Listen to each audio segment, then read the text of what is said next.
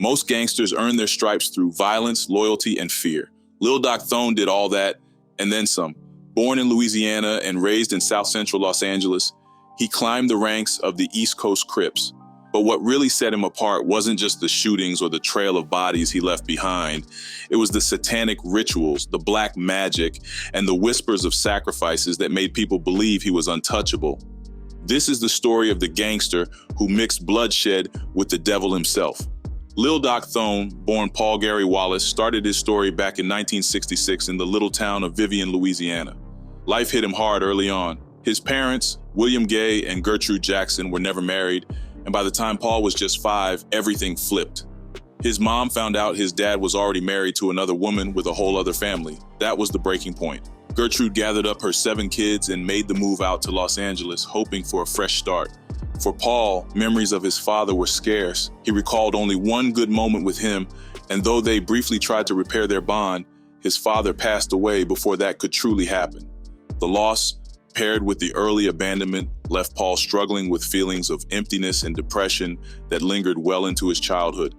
Life in Los Angeles meant growing up in a crowded household with his siblings, Janice, DeSoto Jr., Sharon, Aura, Vicky, Kenneth, and Cornell, plus another child his mother had taken in. They landed in South Central LA at a time when the Crips and Bloods were just beginning to rise, and the crack epidemic was spreading like wildfire through the streets. His mother carried the weight of the family alone, both financially and emotionally. But Paul leaned heavily on his sister, Janice, who played a big part in raising him, and his brother Kenneth, who stepped up as a father figure after their dad's death. Still, the environment around him was tough, and it wore on him. His mental health slipped, his behavior shifted, and with his mother always working to keep food on the table, he was left with plenty of time on his own. That freedom opened the door to the streets.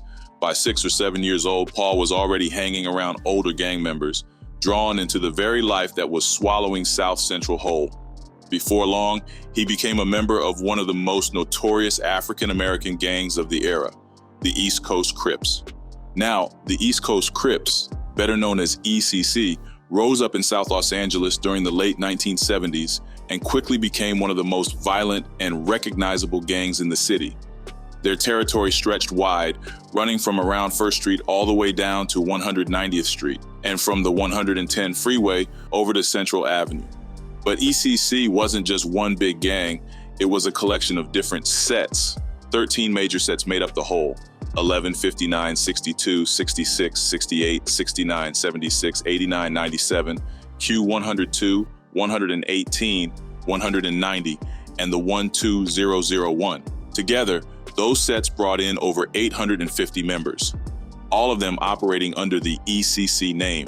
Each set had its own turf and daily grind, but at the end of the day, they all pledged loyalty to ECC. Some focused on their block, selling dope, running robberies, but they also worked together across sets when the opportunity called. Among the most recognized crews within ECC was the Six Pack, which linked together the 62, 66, 68, and 69 sets. Alliances mattered in the streets, and ECC often linked up with Rollin' Crips, Neighborhood Crips, and even biker crews like the Deuces and Sin City Disciples. Smaller groups like the 71 and 74 Hustlers and Drugs and Alcohol also rode with them. But for every ally, there was a long list of enemies. ECC's main beefs ran deep with the Hoover Criminals, Main Street Crips, Broadway Gangster Crips, Mad Swan Bloods, Pueblo Bishop Bloods, Avalon Park Bloods, and Florencia 13. The money flowed mostly through drugs, powder cocaine, crack, and weed, but ECC hustled in plenty of other ways. Robberies, home invasions they called flocking, fraud, extortion, gun running, even prostitution. The list of crimes stretched long. When it came to showing off, members were easy to spot: blue clothing, sports gear from teams like the Dodgers, Yankees, or Tar Heels, flashy jewelry, designer fits, foreign cars, and thick stacks of cash. Tattoos told another story. EC or ECC for East Coast Crips, NH for neighborhood, numbers of their set, or even BK for blood killer. Some inked skulls, devils, freeway signs, or money bags, all marking their allegiance. Territories stayed set in the streets, but behind bars, the lines blurred. In jail or prison, members dropped the set names and repped ECC as one. Inside, they stuck together, handling beef with rivals, controlling drugs, and enforcing silence on suspected snitches, often with smuggled weapons at hand. The gang structure wasn't rigid, but the ranks were clear. At the top stood the OGs and big homies, the shot callers who handled business discipline and big supply moves. The YGs, or young gangsters, were the soldiers handling the street-level grind, selling dope, robbing, flocking, and putting in work against rivals. Some called them dope boys, gunners, or flockers, but they all played the same role, pushing ECC's name forward. The sets even had their own internal cliques. In the LAPD's Southeast Division, the 118s known as the 11/8s ran turf between Imperial Avenue and 190th Street. That set broke down into subgroups like the 5 Stars, the Imperials, and the Dub Block. In the Newton Division, the 6-pack held down ground between Slauson and Florence, from the 110 freeway to Avalon Boulevard.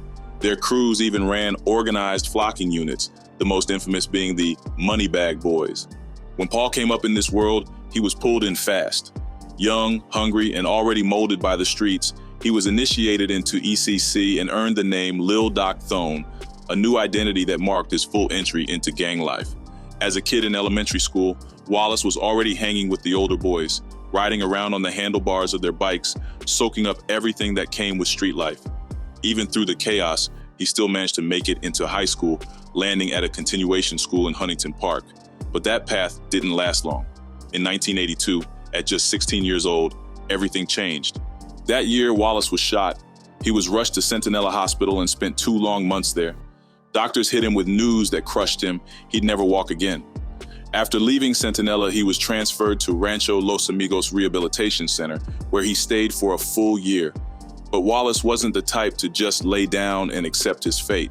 He pushed himself, kept working out, kept fighting, and when he finally got back home, he defied the odds. He was walking again. Still, the shooting left scars he could never shake. He walked with a limp, and a burning pain in his left leg followed him every day of his life. Pain meds became a regular part of his routine. 2 years later, in 1984, he decided to celebrate his progress. He and a friend hit up a park, proud that he'd made it back on his feet. But the celebration turned into another nightmare. Rival gang members pulled up and opened fire. Wallace was hit 7 times, both hips and 5 shots in his arm. He ended up at Daniel Freeman Hospital, fighting through 3 more weeks of recovery. That same year, while waiting on his bike outside Fremont High, another attack came. This time, someone rolled up and hit him in the lower back with a shotgun blast. But the bullets weren't the only thing people remembered him for. Wallace also built a reputation for diving into the dark side. On the Khaled Banging podcast, he shared how it started. After so many close calls, so many bullets, he grew bitter with God. He said it really hit him after meeting a man in the county court. The man was already in a wheelchair from a shooting, and 2 years later, Wallace himself was shot 7 more times. That anger and bitterness pushed him towards something else. He reached out to a place in Texas called the Devil's Church, and they mailed him what he called the Devil's Bible. From there, he went all in. He performed rituals, even admitting that he once shot a dog, cut off its paws, and placed them in a circle of candles. To some of his homies, it was just a joke. They laughed at him, called it crazy, but others kept their distance, saying they didn't want to mess with him because, in their eyes, he had crossed a line. To them, Wallace wasn't just a gang member anymore. He was the dude who worshiped the devil. Lil Doc Thone's story as a criminal kicked off in 1984 when he was just 18. A year later, at 19, he caught his first firearms conviction. While serving time for that charge, he got busted again, this time for having a weapon inside jail. By 1989, his record escalated to something heavier, a voluntary manslaughter conviction tied to a drive-by shooting. That same year, he picked up yet another weapons charge while already locked up. Through the late 1980s, prison didn't slow him down. Behind those walls, he doubled down on his dark side. His cell walls were scribbled with 666 and different names for Satan. Inside, he crossed paths with Cleeman Big Evil Johnson, a Swan family blood, someone who would have been his enemy on the streets, but in prison, their shared devotion to Satan turned them into tight partners. They worked out together, posed for pictures holding up both red and blue rags, and fed off each other's energy. For a while, the devil worship became part of his identity. That started to shift after his girlfriend, Irma, threatened to tell his mother about what he was doing. His mom was a deeply spiritual Christian woman, and when she finally confronted him during a call, her words cut deep. She told him not to play with the devil, that God loved him, and that there was still a plan for his life. At first, he denied it, but inside, her words cracked something open. He tore down the drawings, tossed out the satanic books, and started rethinking where his life was headed. He admitted later that he felt too far gone, already guilty of murder, and convinced that hell was waiting for him. But his mother pushed back, pointing him to stories in the Bible, like Paul, who went from persecuting Christians to becoming one of God's strongest messengers. That gave him hope. He started reading more, calling his mom often, and trying to believe his life wasn't over. Even then, the violence didn't stop. In 1996, while serving his manslaughter sentence, he was convicted once again for possessing a serrated prison shank. None of those early charges even counted toward his official criminal history category, but the pattern was already locked in. When he got out in 1999, the streets pulled him right back. By 2000, he was convicted for receiving stolen property and sent back inside for 32 months. Over the years, more convictions stacked up, being a felon with a gun in 2006, illegal ammo possession in 2009, and cocaine possession in 2011. Then, in February 2016, he was arrested again, this time for being a felon in possession of firearms. When the cops sat him down, he waived his rights and started talking. On tape, he admitted to being tied to murders. He said he used to hype up his set to put in work, go hit the Swans, the Broadways, all sworn rivals of East Coast Crips. But he also claimed he'd promised God he wouldn't hand out bullets anymore, because in his mind, giving the tools for a hit was just as much murder as pulling the trigger. On the eve of trial, he pled guilty and got sentenced to 30 months, far lighter than the 7 years prosecutors wanted. But even locked up, he stayed knee-deep in the ECC's RICO business. In March 2016, on a recorded jail call, he bragged about the AK-47 cops had found in his rental minivan, even admitting it had been used in a murder. The next month, he confirmed it again on another call. For decades, Lil Doc Thone held power inside the East Coast Crips.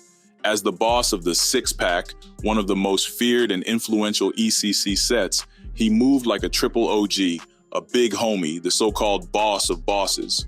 He ordered hits, carried them out himself, and kept the ECC name alive through drugs, robberies, extortion, intimidation, and murder. His reign left neighborhoods wrecked, families broken, and communities scarred by the violence he unleashed. When Lil Doc Thone walked out of prison in 2016, he didn't just try to stay out of trouble, he flipped the script completely. He stepped into the role of a peacemaker, someone who wanted to repair the same streets he once helped tear apart. By 2019, people were giving him major respect for helping to shut down one of the bloodiest gang wars South Los Angeles had ever seen, a war that had been raging for 2 decades. The conflict was between the East Coast Crips and Florencia 13, a powerful Hispanic gang with deep ties to the Mexican mafia. This wasn't just some street beef, it was a war rooted in blood and betrayal. According to a RAND Corporation report from 2004, it all started years earlier when East Coast Crips jacked a massive stash of drugs from Florencia 13. That move came with a heavy price. The Mexican mafia put out a green light on ECC, meaning every member of the gang was fair game until the debt was paid back. The violence spiraled, and it wasn't just gang members dying. Innocent people, Black and Hispanic, were getting caught in the crossfire, gunned down just for how they looked. Skip Townsend, head of the intervention group Second Call, saw the destruction firsthand. He was the one who pulled Wallace into the push for peace. A leader from Florencia 13, locked up in prison, wanted a truce and asked Skip to find someone from ECC with the pull to make it happen. By then, Wallace had become a respected figure in the neighborhood. Kids looked up to him not as a gang legend, but as proof that you could turn your life around. Letters written to the court in 2019, backing his supervised release, showed how much love the community had for him. Black gangs in South LA had managed truces before, but bringing Black and Hispanic rivals to the same table, that was unheard of. At first, Wallace wanted no part of it. Townsend remembered him flat out saying he wasn't doing it. But after a few weeks of thinking it over, Wallace changed his mind. He went set to set, talking to ECC's big homies, convincing them to sit down with their sworn enemies. That persistence paid off. In September 2019, leaders from both sides met at Chuco's Justice Center on Central Avenue, right on the line that divided their territories. That meeting brought an end to decades of bloodshed. Townsend called it monumental, saying South Central had never seen anything like it. Wallace's role in that truce boosted his profile even more. He shared the story on YouTube and at community events, proud of what had been achieved. But some believe that visibility painted a target on his back, making him more vulnerable to law enforcement scrutiny. In the community, though, Wallace was celebrated. He worked with kids, guided young men away from gangs, and spoke in churches alongside his friend, Pastor Shep. The pastor himself told the congregation that Wallace was doing big things for the church, and the crowds often responded with standing ovations. His family stood with him every step of the way, proud of the man he was becoming. He also teamed up with Kim McGill and Skip Townsend on a project called Trucing the Gangs, helping broker peace across South LA. To push the mission even further, Wallace launched his own nonprofit, United We Stand Up, focused on organizing truces and preventing gang violence before it started.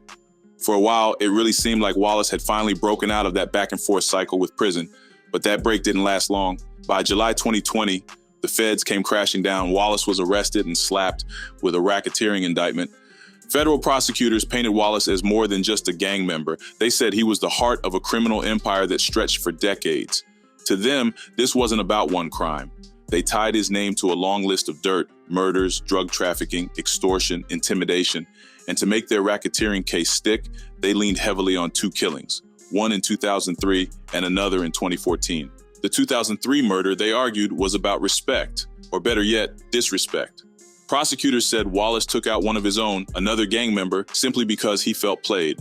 Then came the 2014 case, the one that put the spotlight back on him in a major way. It was November 14th, 2014, early morning. A Hoover gang member named Reginald Red Brown was outside his home, wiping down his car. His wife, Janine Webster, was inside when she heard it, gunshots cracking the air. She ran outside and saw her husband on the ground, bleeding, helpless.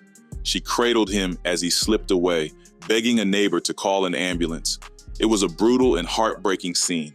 Witnesses placed a big white SUV at the scene. One woman, Vilma Guzman, saw a young man hop out the back of a white Cadillac Escalade with a large rifle in his hands. LAPD detectives pulled security footage that showed a white Escalade rolling through the area just as the shots rang out. And it just so happened Wallace owned a 2003 white Cadillac Escalade registered in his name, matching the exact description. Cops collected shell casings from the scene, and months later, an AK-47 was recovered from a minivan Wallace had rented. When forensic experts test-fired it, the casings matched perfectly with the ones from Brown's murder scene. The case only got heavier with testimony from cooperating witnesses. One said Wallace worried about the AK-47 being found, admitting it had bodies on it. Another said Wallace bragged about what happened that morning, claiming they knocked that fool from Hoover down, referring to Brown. He was seen riding with younger homies, which lined up with what Guzman described. On top of that, Wallace even warned another associate to keep his head on a swivel, expecting retaliation for the hit. Detectives pressed him about his cars during that time, and he rattled off a list, but conveniently left out the Escalade. When shown a picture of Brown, though, he slipped, admitting he did own a white Escalade back then. When asked about the AK-47, he gave conflicting stories, first saying he heard on the streets it was tied to a murder, then claiming his attorney told him. The feds laid it out clear. In the Brown case, Wallace allegedly supplied the rifle and drove the shooter to the scene. But in another case, the murder of Pickett, they say Wallace himself pulled the trigger. The stakes couldn't be higher. If Wallace gets convicted of murder tied to a criminal enterprise, he will be looking at mandatory life behind bars. The only break he caught, the death penalty was off the table. The government made it clear they weren't going after it, even though they legally could have. Now, Doc's racketeering trial opened up with fireworks.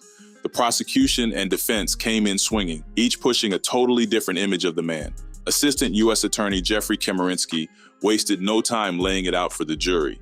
He described Wallace's climb to the top of the East Coast Crips as a journey built on violence, knives behind bars, guns in the streets. According to him, Wallace's willingness to spill blood is exactly what earned him the title of Boss of Bosses in South Los Angeles. In court, witness after witness explained how reputation drove everything inside the ECC. Younger gang members craved Wallace's approval, chasing his validation to build their own names. Prosecutors reminded the jury that this wasn't anything new. Just like in the murder of Reginald Brown, Wallace had a long history of using impressionable young members to do his dirty work. The picture that formed was clear. Doc wasn't just violent, he was manipulative, pulling strings from behind the scenes. What made the case even stronger was that some of the worst evidence didn't come from rivals or police. It came from Doc himself. His YouTube interviews and recorded jail calls turned into weapons against him. Back in 2019, Wallace sat down with Kev Mack, an internet personality who interviewed Bloods and Crips on camera. The videos were public for anyone to see, and Wallace didn't hold back. He spoke openly about his life in the ECC, detailing violent acts with zero remorse. The government split his statements into two categories. First, everything he said about the gang, its history, structure, and his own role in it. Second, the parts where he straight up confessed to violent crimes. The jury heard him admit he was a killer who expected to go to hell, quoting scripture before brushing it off by saying he'd already killed multiple people. He even compared himself to rivals, boasting about how both sides had bodies on their belts. At one point, he went so far as to say if anything happened to Big Bob, he'd commit 5 murders in retaliation. Those words weren't just random rambling, they were direct evidence. His confessions tied him to murder, backed up the RICO charges, and showed how violence wasn't just part of his past, it was the foundation of his gang leadership. Bragging about killing wasn't just for entertainment, it was his way of building fear and respect, proving to everyone that he was more than just a member. He wanted the world to see him as the shot caller, the one in control. The jury also got to hear from people directly affected by his actions. Janine Webster, the widow of Reginald Brown, testified about the trauma her family still carried. She described the pain, the fear, and the permanent scars left behind by Wallace's violence. It drove home the human cost of his crimes far beyond the gang politics. Meanwhile, prosecutors weren't buying Wallace's whole "I've changed" routine. They reminded the court that he'd pulled this same act before, talking about being reformed when it was time to face the judge, but showing a completely different side when he thought no one official was paying attention. On jail calls, he was bragging about how he'd stab anybody who disrespected him inside or shoot them outside. He didn't sugarcoat it either. Whether it was a blade behind bars or bullets on the street, he made it clear he was always ready for violence. And it wasn't just talk. In 2021, while waiting on this very trial, Wallace actually stabbed another inmate over something as petty as a TV channel. That one incident told the jury everything they needed to know. This man hadn't changed at all. One of the last people to take the stand against Wallace was Gary G. Thing Henry, a man already buried under a 32-year sentence for hitting 9 banks in 2016. Henry used to run with a crew called the Palm Tree Bandits, and while locked up, he shared a cell with Wallace for about 5 months. According to him, Wallace used that time to brag about being a leader in the East Coast Crips and even admitted to murders he pulled off. Henry told the jury that he got heated when Wallace's own cousin started working with the prosecution. He claimed Wallace wouldn't let him handle it, saying it broke all the street rules. Henry wasn't the only one pointing fingers, though. Several East Coast Crips members lined up to testify that Wallace confessed to the 2003 killing of Raymond Pickett, a gang member who had supposedly disrespected him. Another man, Derek Too Cool Banks, even said Wallace bragged about putting down Ray Dog, a younger homie who had been embarrassing him. But Wallace's lawyers weren't having it. They fired back, saying these so-called witnesses were just trying to shave years off their own prison time. Under cross-examination, Sean Kojayan, one of Wallace's attorneys, pressed Henry about his talks with prosecutors. Henry admitted they spoke about possible relocation and protection once he got out, maybe even an early release. Still, Henry insisted no promises were made. The defense then dug into Banks' story. Banks had been working as an FBI informant since 2016. The same year, Wallace got arrested after cops raided his spot and found guns he wasn't supposed to have. The problem was, Banks wasn't just informing, he was also on federal probation and later got busted for pimping out his own granddaughter. Wallace's lawyers argued that Banks caught a soft landing on that violation because he agreed to testify against Wallace. He did time in state prison for the trafficking, but his federal violation got smoothed over. In fact, they pointed out, after Banks offered details about Wallace's confessions in 2019 and 2020, he walked out with time served and supervised release. Even stranger, the FBI agent working on Wallace's case was put in charge of supervising Banks instead of the U.S. Probation Office. To counter all that testimony, Wallace's lawyers brought in a neurologist. The doctor said Wallace couldn't have been the shooter in Pickett's case because his back was too damaged from a shooting when he was just 16.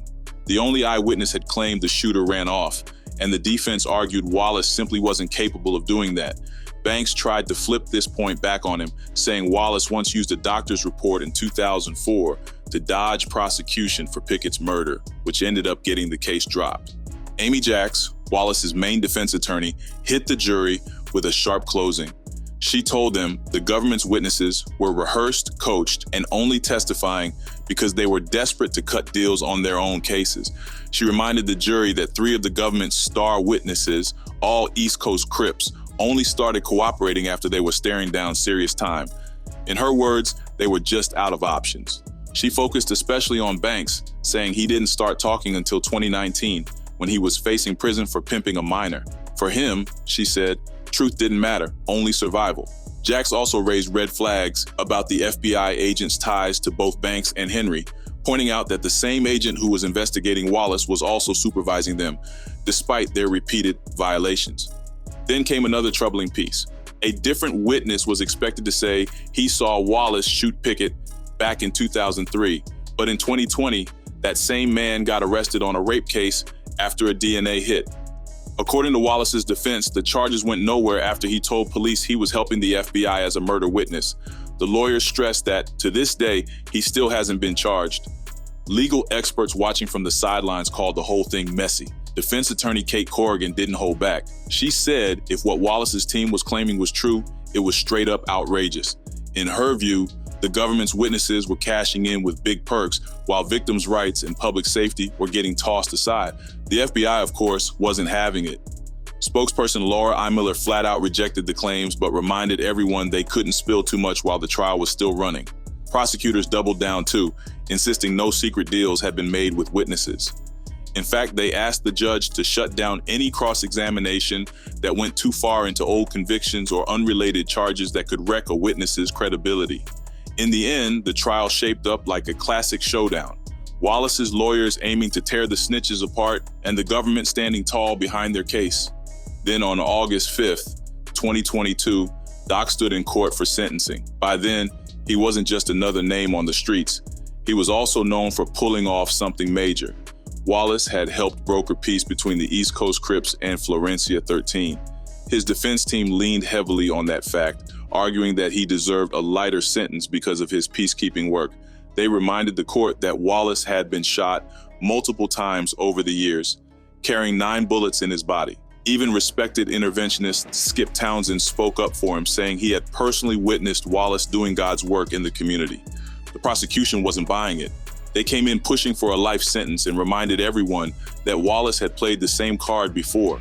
Back in 2018, when he was sentenced on a gun charge, he also claimed he was guiding the youth, urging mothers to leave drugs alone and pushing youngsters toward a better path. But prosecutors argued it was all an act. In their sentencing memo, they dismissed his so-called reform as nothing more than lip service, pointing out that while Wallace was talking about peace, he was still running the East Coast Crips from jail, ordering extortions and witness intimidation. Judge Andre Barade, who had sentenced Wallace before, pressed the issue. He asked prosecutor Jeff Kemerinsky if he was saying Wallace's peace efforts weren't real. Kemerinsky admitted the efforts did exist, but made it clear that Wallace was still capable of terrible acts. To prove his point, he brought up a 2021 jail stabbing that Wallace had been tied to, saying that the incident alone wiped out any claims of reform. The case at hand revolved around the murder of Reginald Brown, a Hoover gang member. Wallace didn't pull the trigger himself, but prosecutors argued he played a critical role. They said he drove the shooter to Brown's home in his white Escalade. The AK-47 used in the killing was later recovered in a rental minivan tied to him. 3 East Coast Crips members testified against him, saying Wallace openly bragged about the murder while they were locked up together.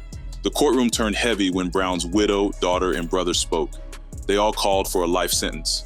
At the same time, Wallace's own supporters filled the room, his wife, daughters, and community members, nearly 24 people who showed up to stand by him.